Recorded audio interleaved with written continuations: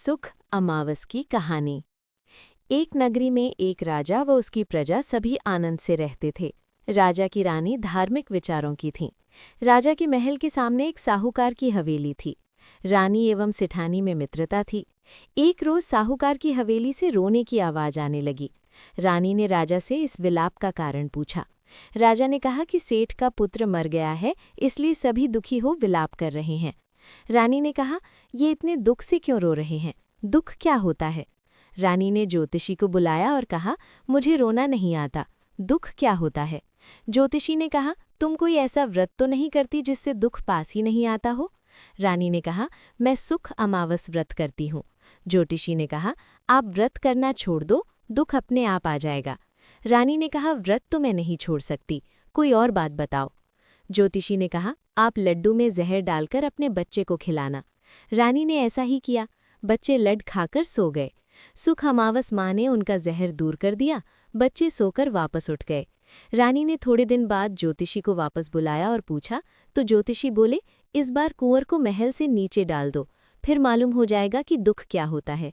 महारानी ने अपने कुंवर को गोद में उठाया, महल के ऊपर ले गई और ऊपर से कुंवर को नीचे गिरा दिया।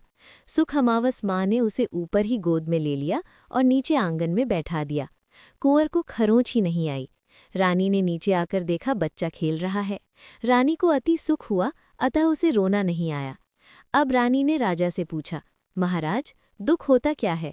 उस समय पड़ोसी राज्य से युद्ध चल रहा था। राजा ने रानी से कहा कि मैं अकेला युद्ध में जा रहा हूँ, मेरे मरने के बाद तुम्हें समझ आ जाएगा कि दुख क्या होता है।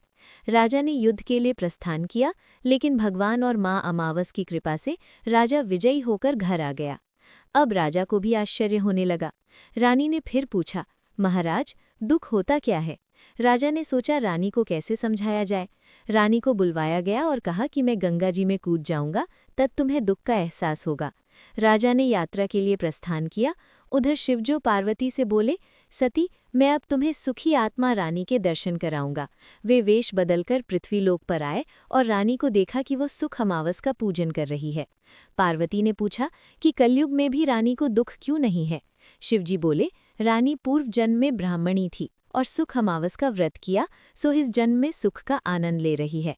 सती, राजा गया तो है, पर गंगा जी में भी नहीं मरेगा। तभी राजा गंगा स्नान कर वापस आया। राजा ने रानी के व्रत की महिमा मानी और नगरी में ढिंढोरा पिटाया कि सभी प्रजाजन हर अमावस को सुख अमावस का व्रत करें, और वो स्वयं भी करने लगा।